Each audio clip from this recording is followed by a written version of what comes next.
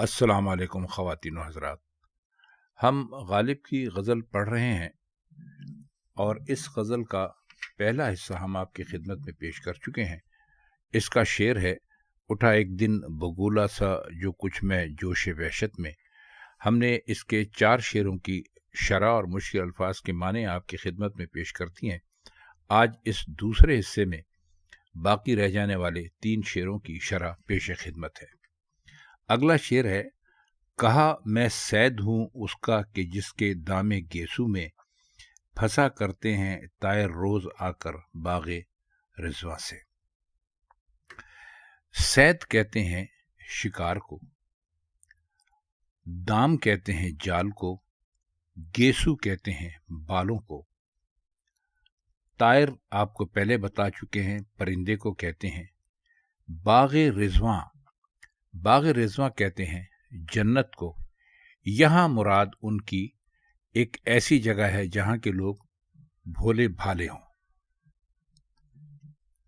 परिंदे ने कहा, मैं उसके जुल्म का शिकार हूं जिसकी जुल्फों के जाल में बागे रिजवा यानी बहिश्त के परिंदे आ आकर फंसा करते हैं। अब यकीनन ये शेर एक तरह से मिर्ज़ा गालिब के उस वक्त के हालात की तस्वीर ही पेश करता है। यानी उनका कहना यह है कि हिंदुस्तान के लोग बिलमूम कह लीजिए और दिल्ली के लोग जहां मिर्ज़ा गालिब रहने वाले थे बिलखुसूस भोले भाले थे कि वो अंग्रेज़ों की चालों में आ गए और अंग्रेज़ों को अपना निजात दहिंदा समझने लगे। और ख़ास तौर पर 1857 की जंग आज़ादी के बाद हिंदुस्तान के हालात आम तौर पर और दिल्ली के हालात जो ख़ास तौर पर थे, यकीनन मिर्ज़ा गालिब ने उन्हीं को देखकर ये शेर कहा होगा। अब ये सारा शेर, ये पूरी की पूरी गज़ल जो है, जो कि मुकम्मल नहीं है हमारे पास, इसलिए कि नुस्ख़ा हमीदिया में भी इसके सिर्फ 7 आशार मिलते हैं।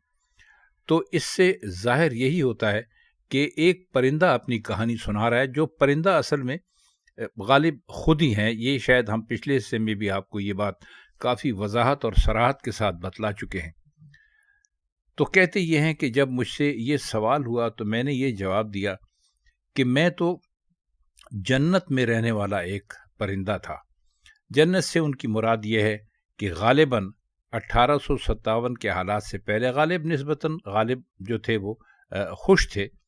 तो कहते हैं कि मैं तो वहाँ का रहने वाला एक परिंदा था, लेकिन अब मैं उसका शिकार हो गया हूँ कि जिसकी जुल्फ़ों के जाल में ऐसी ही जगहों से मासूम परिंदे आ आकर फंसा करते हैं। अब जुल्फ़ों के जाल से वैसे तो मुराद अगर आप देखें तो ज़ाहिरन तो ये ऐसा लगता है कि शायद एक आशिक की और एक माशूक की कहानी है कि हमेशा आशिक ही कहते हैं कि भाई हमारा दिल हमारी महबूबा के जो जुल्फ़ों का जाल था, यानी जो उसके घने बाल थे, उसमें फंस गया। लेकिन यहाँ उन्होंने सिर्फ इसकी एक मिसाल दी है। बात दरअसल वो यहाँ पर सियासी ही कर रहे हैं। तो परिंदे ने जो जवाब दिया उसकी हमने आपके सामने काफ़ी वजाहत कर दी। अब आगे चलकर पता चलेगा कि असल में परिंदे से मुराद मिर्ज़ा गालिब की क्या थी।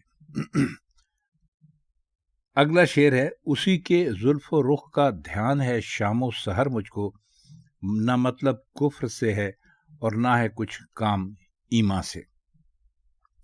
अब यहाँ पर जो उन्होंने जुल्फ़ बाल को कहते हैं, रुख चेहरे को कहते हैं, यहाँ पर जो उन्होंने जुल्फ़ और रुख की बात की है, तो ये शेर चूँकि उसमें नहीं चल रहा है, एक आम महबूब और महबूबा की कहानी इसमें नहीं है, तो यहाँ पर जुल्फ़ और रुख से मुराद कोई हुस्न नहीं है, बल्कि वो तकलीफ़ें हैं जो कि महबूब की तरफ से मिल रही हैं। और सियासी मानों में कह लीजिए तो महबूब उस वक्त के सियासी हालात का जो भी मालिक था उसी की तरफ इशारा कर रहे हैं। और जाहिर है हम सब जानते हैं, तारीख़ पढ़ने वाले जानते हैं कि उस वक्त के सियासी हालात का मालिक कौन था।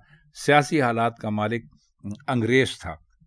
तो जुल्फ़ और रुख से उनकी मुराद यहाँ पर अपने महबूब की तारीफ़ नहीं है, बल्कि अंग्रेज़ ने जो अपना एक जाल बिछा रखा था اور اس کے تحت جو وہ چیرہ دستیاں کیا کرتا تھا، جو ظلم کیا کرتا تھا ہندوستانیوں پر، اس کے لیے وہ کہتے ہیں کہ اس کا دھیان مجھے صبح و شام ہے، اسی طرح جیسے کہ ایک عاشق کو اپنی محبوبہ کی زلف اور رخ کا، چہرے کا اور زلفوں کا دھیان ہوتا ہے۔ اور یہ جو اگلا انہوں نے اس میں مصرع ہے کہ نہ مطلب کفر سے ہے اور نہ ہے کچھ کام ایمان سے، تو کہتے ہیں کہ جو درمیانی کیفیت میں پھنسا ہوا ہوں کہ نہ میں کافر ہوں اور نہ میرا ایمان ہے، تو یہ میری حالت جو ہے یہ انہی حالات کی وجہ سے ہو گئی ہے۔ آخری شعر ہے، بچشم خود جو دیکھا میرا ہی طائر دل تھا، بچشم خود جو دیکھا میرا ہی طائر دل تھا، کہ جل کر ہو گیا یوں خاک میری آہ سوزاں سے۔ اب آپ نے اس کے ذرا مشکل الفاظ دیکھ لیجئے، بچشم غور، غور کی آنکھ سے، مطلب یہ ہے کہ غور سے دیکھا تو میرا ہی طائر دل تھا، کہ میرا ہی دل کا پرندہ تھا، یعنی ساری گفتگو اپنے دل سے ہو رہی تھی۔ آہ سوزاں کا مطلب ہے وہ آہ جو جلا دیتی ہو۔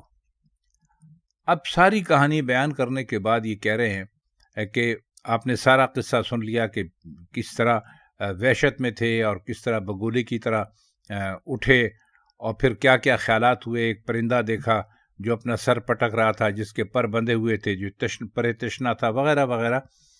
تو کہتے ہیں کہ یہ جو ساری واردات گزری ہے یہاں پر، جب میں نے بہت غور سے دیکھا تو یہ ساری باتیں اور یہ ساری مصیبتیں اور یہ ساری پریشانیاں میرے اپنے دل سے ہی اٹھ رہی تھیں، اور یہ میرا دل تھا جو کہ میری جو آہ سوزاں تھی، جو میری آہ تھی، جو میرے نالے تھے، جو میری فریاد تھی، جو میرا رونا تھا، اس نے اس کو جلا کر راکھ کر دیا تھا۔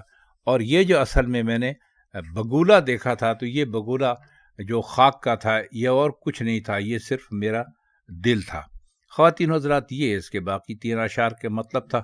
اب آپ سے انشاءاللہ اگلی محفل میں پھر ملاقات ہوگی، تب تک کے لیے ہم چاہتے ہیں آپ سے اجازت۔ خدا حافظ۔